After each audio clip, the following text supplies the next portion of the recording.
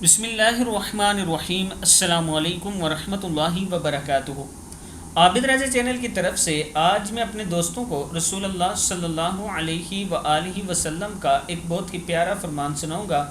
آپ دوستوں نے اسے غور سے سننا ہے اور اس پر عمل کرنے کی کوشش کرنی ہے۔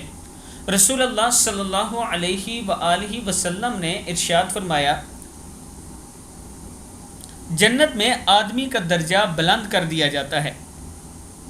تو وہ عرض کرتا ہے کہ یہ کیسے ہوا؟ میرا عمل تو اتنا نہ تھا۔ ارشاد ہوتا ہے کہ تمہاری اولاد کے تمہارے لیے دعائے مغفرت کرنے کی وجہ سے۔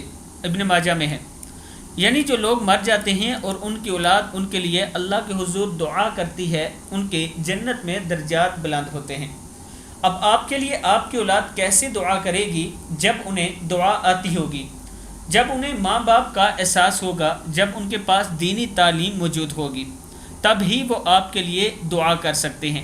میں اپنے دوستوں سے گزارش کروں گا کہ اپنے بچوں کی تربیت اسلام کے مطابق کیا کریں، تاکہ دنیا میں بھی اور کل آپ کے مرنے کے بعد بھی وہ آپ کے درجات بلند کروا سکیں۔ السلام علیکم ورحمۃ اللہ وبرکاتہ۔